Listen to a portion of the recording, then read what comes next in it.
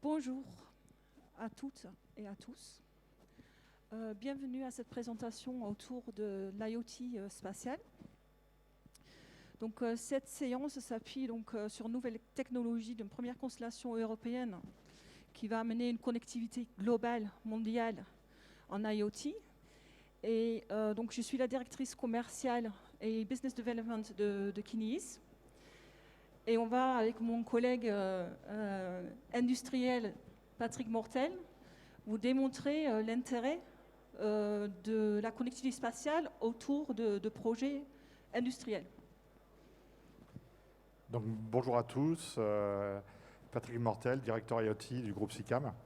Et effectivement, après la présentation de la partie Kineis, je vous expliquerai pourquoi on a choisi cette technologie et ce partenaire pour couvrir nos besoins en termes de connectivité sur les objets IoT. Donc, titre la séance, quand l'industrie des réseaux électriques s'appuie sur la connectivité spatiale. Donc, on démarre avec la partie Kineis. Kineis, c'est le meilleur de New Space et de l'IoT. Donc, un petit historique. L'IoT ne date pas d'aujourd'hui.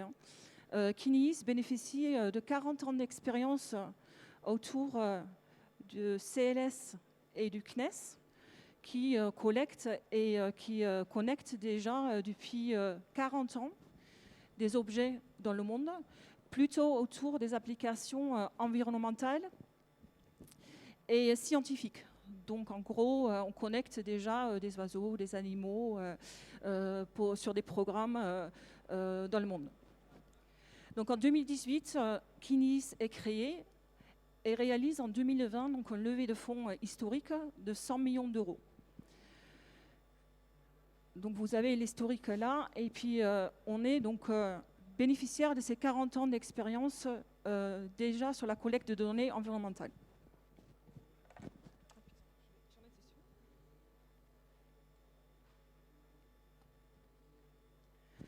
Donc, en gros, qu'est-ce que vous pouvez faire avec nous?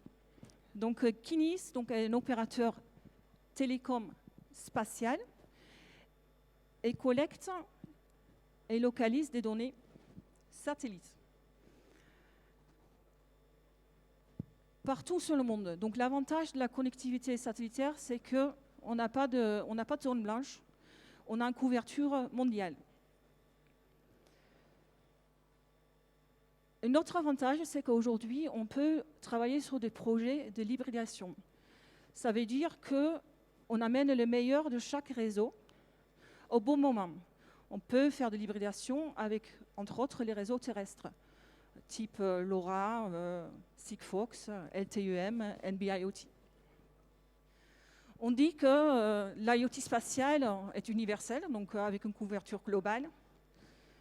C'est simple à l'utilisation, amène une autonomie due au fait que c'est de la basse consommation. Et aujourd'hui, le New Space amène une compétitivité en termes de business model. Donc factuellement aujourd'hui, qu'est-ce qu'on peut vous proposer? Et ce qu'on peut proposer donc, aux industriels comme SICAM dans l'intégration de projets concrets. Aujourd'hui, Kineis a déjà 8 satellites en orbite, donc on peut déployer de l'IoT spatial à l'immédiat. Fin 2022, on va lancer donc, la première constellation européenne avec 25 nanosatellites en orbite basse qui vont amener une connectivité avec un temps de revisite visé dans le monde à moins de 15 minutes. Donc on est sur du bidirectionnel avec des messages en bas débit. Et on peut également donc, inclure je dirais, de la géolocalisation, peu importe la technologie. On fait une puissance d'émission pour adresser les satellites avec une consommation minimum, donc vous avez une autonomie maximale du device. Donc Kineis en quelques chiffres. On a été créé donc milieu 2018. On est déjà autonome depuis mi-2019. On est une cinquantaine de personnes aujourd'hui, donc ça monte crescendo. Les 8 satellites qui sont déjà opérationnels et on a aujourd'hui déjà plus de 20 000 devices connectés dans le monde. 5 millions de chiffres d'affaires en 2019 et on a levé en début d'année 100 millions d'euros. Bon, vous pouvez voir que c'est ce qu'on appelle une société du New Space. Donc il y a plus de privé que de public. Et l'actionnariat est constitué quand même par des acteurs renommés du spatial. Donc on est supporté par les CNES. Et on a également CLS qui est aujourd'hui notre plus gros client. Dans les autres acteurs de renommée, donc le projet a quand même une crédibilité et un savoir-faire technique inouï, parce que non seulement il y a les CNES, mais il y a aussi les gros acteurs du spatial français, comme Thales Alenia Space, Emeria et Sirlings. Il y a eu beaucoup de communication autour déjà des premiers industriels qui nous ont suivis par l'intérêt d'une connectivité globale. Donc c'est des gens comme Suez et également Obgenius avec une technologie hybride, LoRa Kineis.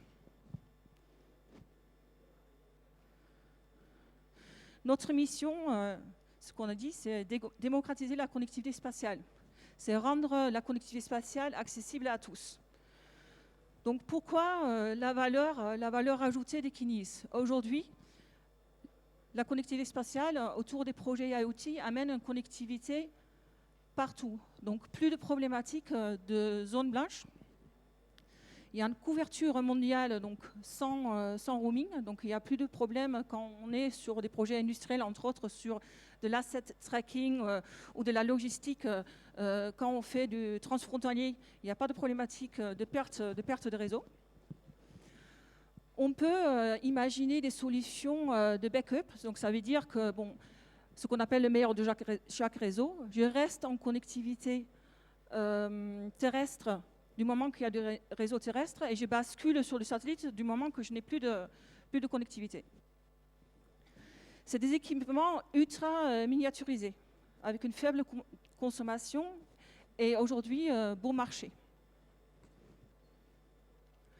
Donc nos différentes applications, c'est les différents marchés qu'on peut adresser. Donc historiquement, on adresse tout ce qui est science et environnement. Aujourd'hui, on parle beaucoup de smart agriculture aussi, donc c'est le suivi des troupeaux.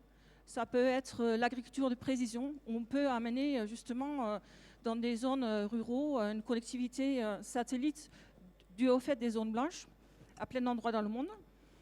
C'est aussi valable pour tout ce qui est pays à l'international où il y a des grandes surfaces sans aucune connectivité terrestre. Sur la partie maritime, donc, on fait des suivis de bateaux de pêche. Et puis, on a aussi une activité autour de tout ce qui est navigation de plaisance.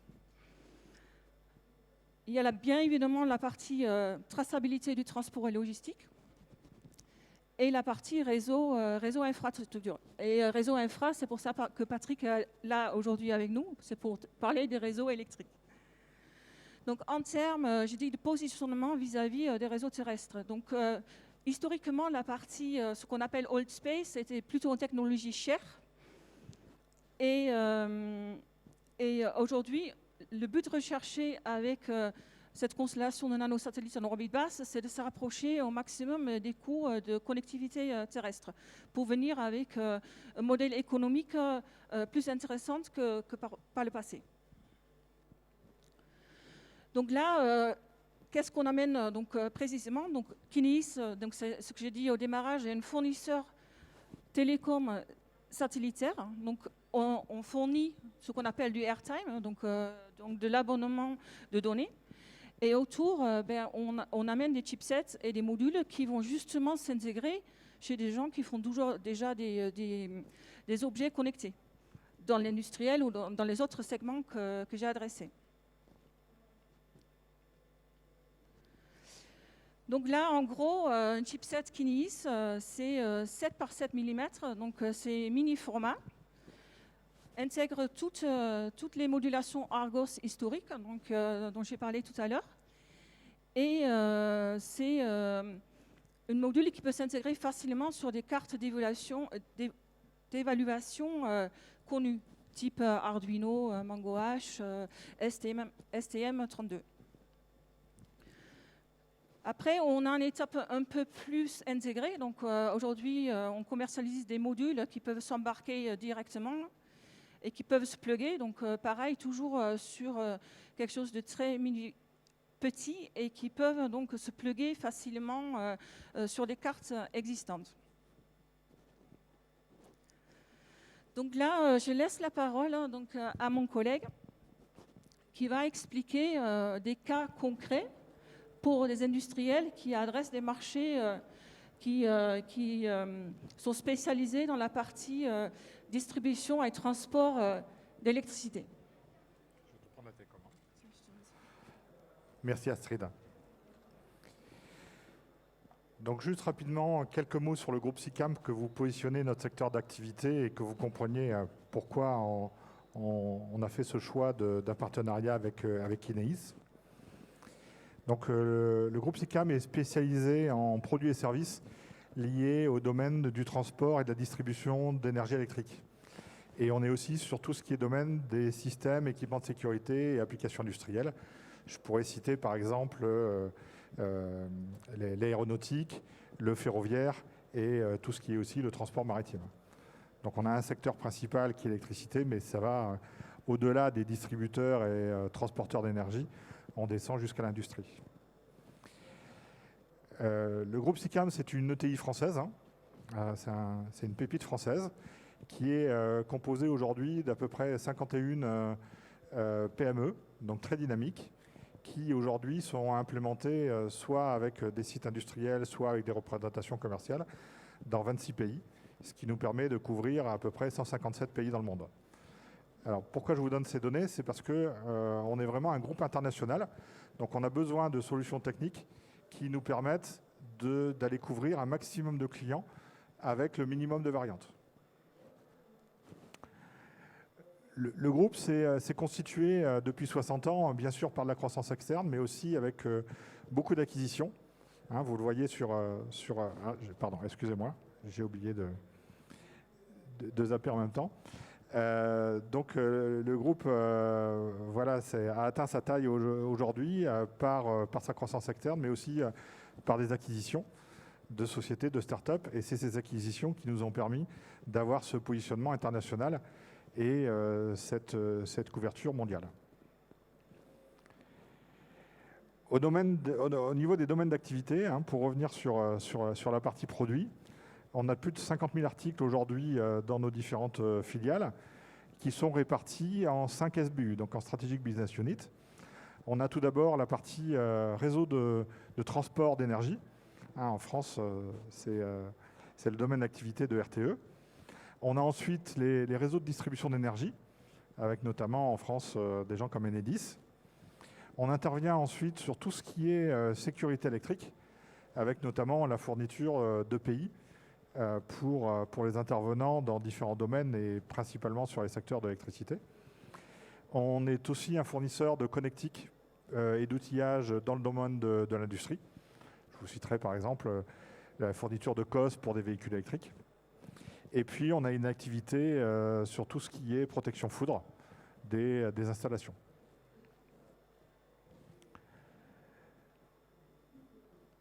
Alors pour en venir maintenant sur notre offre IoT, l'idée n'est pas de balayer notre catalogue, mais de prendre quelques exemples qui vont me permettre après de vous expliquer pourquoi on a fait le choix de Kineis. Aujourd'hui, nous fournissons des systèmes de monitoring pour les réseaux électriques.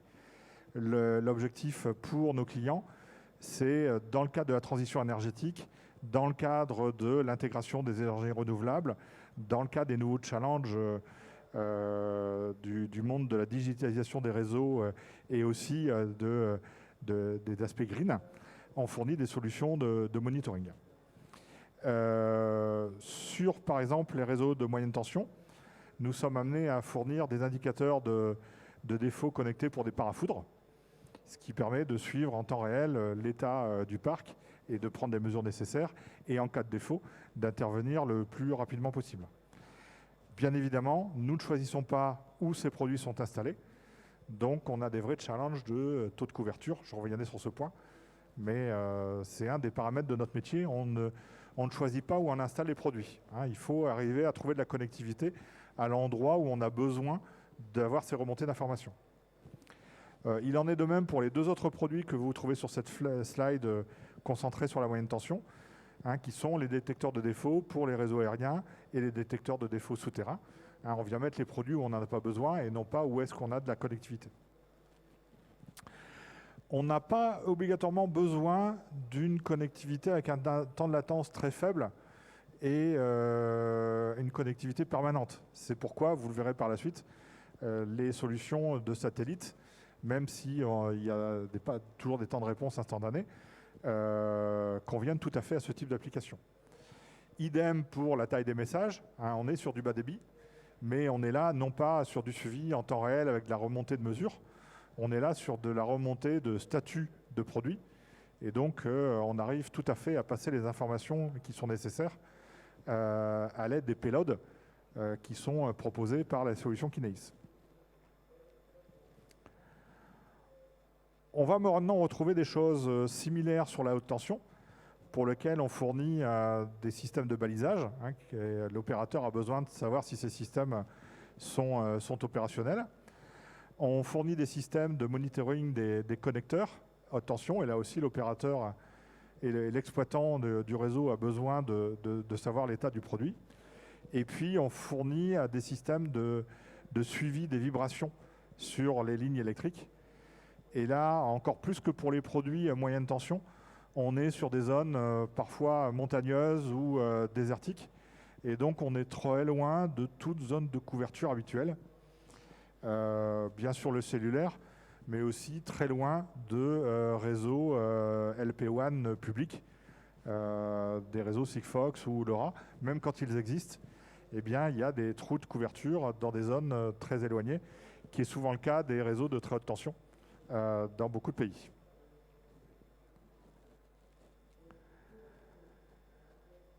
Alors pourquoi maintenant ce partenariat avec Kineis? D'abord, quels sont les apports de Kineis sur nos problématiques?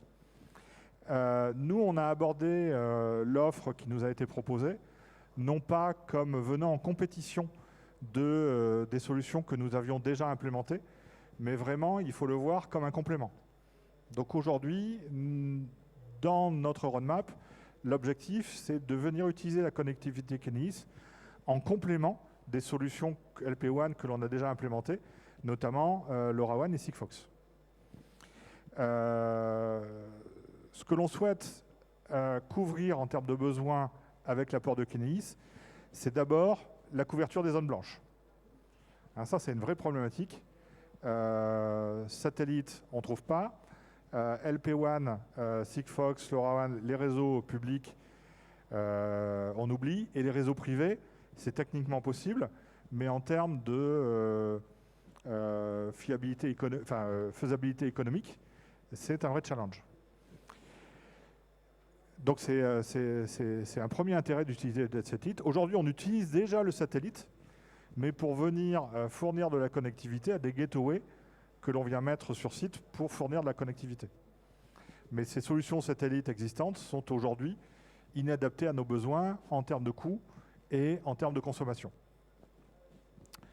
La deuxième raison de notre choix pour les produits Kineis, c'est la redondance des systèmes de communication sur les installations sensibles.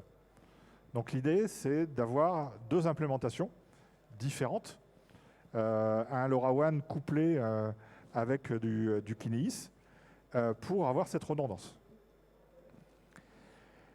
La troisième raison, c'est, là-dessus je vais enfoncer une porte ouverte, on a tous remarqué qu'il y avait de plus en plus d'événements climatiques importants, des tempêtes, des événements qui font que les réseaux peuvent être en stress.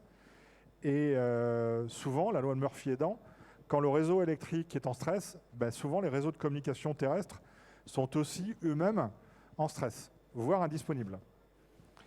Donc, toujours dans ces installations sensibles, nous pensons utiliser l'apport de Kineis pour utiliser une connectivité qui sera moins sensible à ces événements climatiques, c'est-à-dire moins sensible au réseau cellulaire qui tombe ou au réseau LoRaWAN ou Sigfox qui pourraient eux-mêmes tomber. Et le dernier point, c'est une seule variante pour couvrir le monde entier.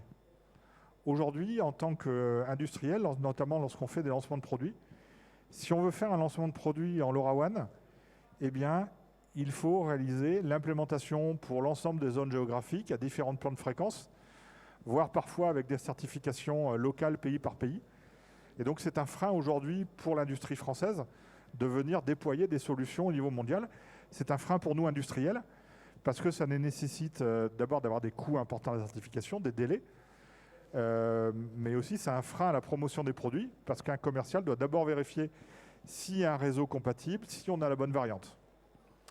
Pour toutes ces raisons, Kineis va pouvoir nous apporter une solution certifiée une fois et que l'on va pouvoir déployer à un instant T partout dans le monde sans se préoccuper de savoir s'il y a une zone de couverture ou non et sans certification complémentaire. Donc je ferai une comparaison avec d'autres protocoles que l'on favorise de plus en plus qui sont des solutions comme le Wi-Fi et le Bluetooth qui ont l'avantage que l'on fait une certification d'être une certification internationale. Voilà. Donc quand on est, même si on est un des leaders mondiaux de notre activité, on reste une ETI.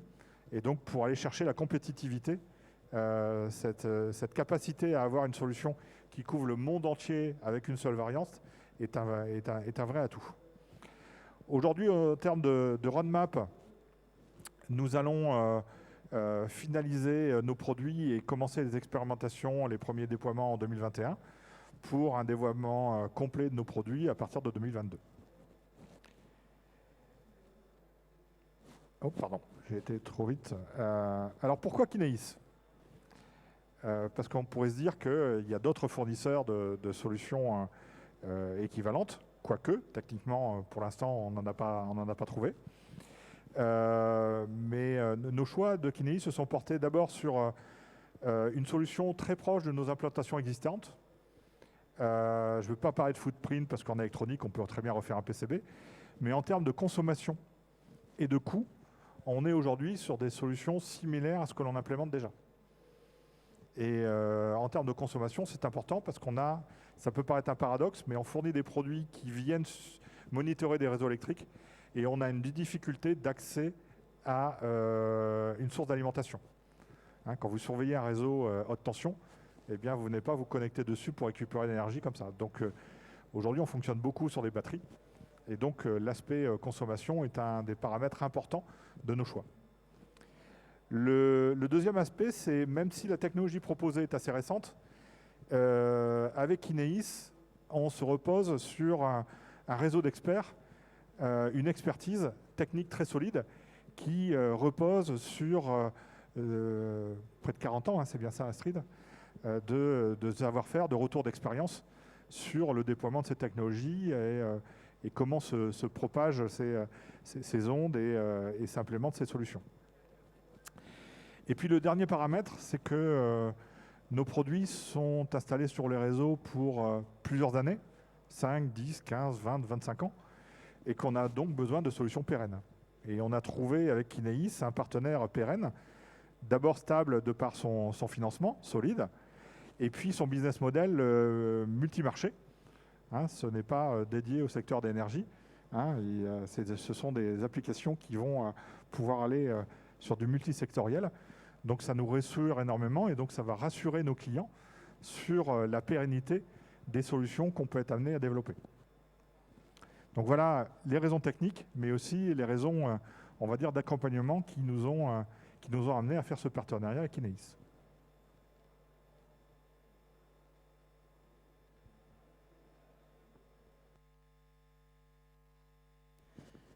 Merci Patrick pour cette intervention.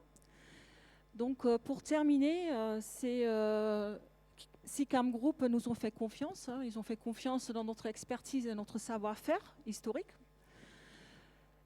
Et notre message est fort, c'est de dire pour vous, Kineis démocratise la connectivité spatiale. Ça veut dire que le spatial est accessible à tous. Donc aujourd'hui, on a un programme pour déjà embarquer les gens à les médias. sur les 8 satellites existantes avec un programme qui est dédié pour vous accompagner, qui s'appelle le programme Space Priority. C'est un programme qui rend le spatial accessible. Donc, c'est un kit, on vous accompagne techniquement, vous avez accès à une plateforme pour faire la gestion des données. Et ensemble, on construit une solution que vous pouvez intégrer dans vos produits à l'immédiat. Donc, je vous invite de nous rejoindre. Si vous avez des projets, n'hésitez pas à nous solliciter. Et ensemble, on peut travailler sur une solution sur mesure.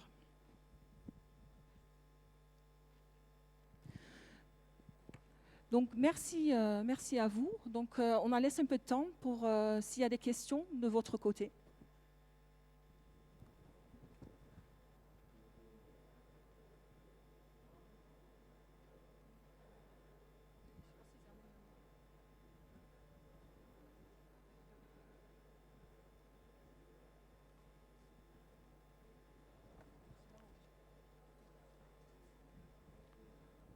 On va s'arranger pour que vous ayez un micro.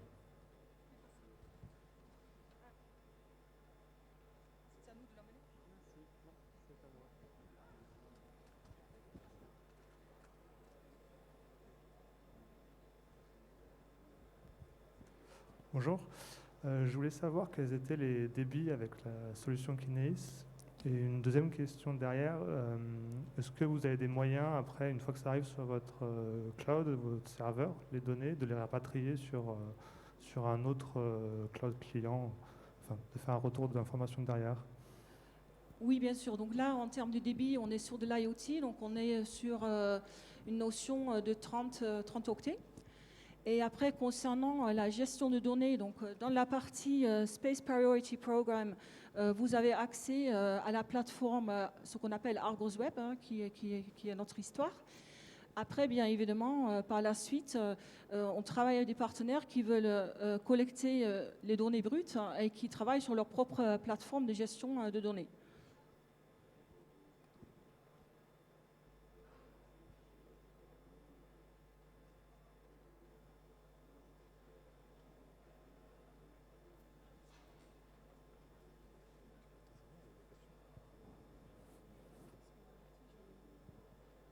Bonjour. Je voudrais savoir, est-ce que ça permet de faire du temps réel? Et ensuite, la seconde question, au niveau des antennes, est-ce qu'elles sont petites, de quelle taille moyenne? Alors, aujourd'hui, sur la constellation existante de 8 satellites, on est logé sur des satellites existantes. Donc, aujourd'hui, si je donne un exemple, pour la France, on a 24 passages par jour. Mais du fait qu'on est logé sur une constellation existante, ce n'est pas homogène. Donc, on peut avoir plusieurs passages très proches et après avoir un moment où il n'y a plus de passage de satellites. Donc, on est sur une notion, je dirais, entre 1h30 et 2 heures avant de récupérer les données. Donc, on est pas sur du temps réel, mais comme Patrick l'a expliqué, il y a plein d'applications aujourd'hui sur des réseaux où des remontées de données 3-4 fois par jour est largement suffisant pour l'application demandée. Pour la constellation qui va être lancée donc, fin 2022, les 25 nanosatellites en orbite basse. Là, l'objectif recherché, c'est d'avoir un temps de revisite, qu'on appelle, à moins de 15 minutes, quel que soit l'endroit dans le monde. Donc, la techno veut qu'on n'est pas sur du temps réel, mais les business cases derrière, il y en a plein où on n'en a pas besoin. Et concernant les antennes? Alors, concernant les antennes, aujourd'hui, donc on est en bande UHF. Donc, on est sur une antenne qui a été testée, homologuée par Kineis, qui est une antenne qui fait à peu près 17 cm. Après, on a des projets aussi en cours avec, je dirais, des bureaux d'études et des gens qui travaillent sur du device, où on va embarquer l'antenne dans le device. Donc, soit sur le circuit imprimé, soit des petites antennes supplémentaires, mais qui vont se retrouver à l'intérieur du device. Merci.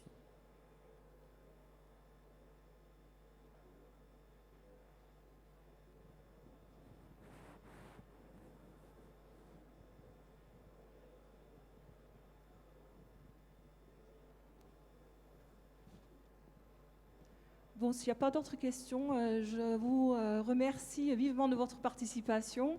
Et surtout, si vous avez d'autres questions, si vous voulez voir les chipsets, les produits, je vous invite à nous rejoindre sur le stand E152. Si vous voulez avoir un peu plus de détails techniques, vous êtes la bienvenue. Excusez-moi, j'ai une dernière question par rapport à la durée de vie du nanosatellite. Alors aujourd'hui, la durée de vie, c'est de 8 ans. 8 ans, d'accord. Et pour Donc ça veut dire qu'en milieu de durée de vie, on va déjà commencer à réfléchir bien évidemment sur la suite. D'accord. Et pour la limite en termes de charge utile de votre donnée, c'est 30 octets, c'est ça? Oui, c'est 30 octets. On est sur de l'IoT. Donc, Par envoi. C'est ça? non, c'est par message. Ah, par message, d'accord. Merci.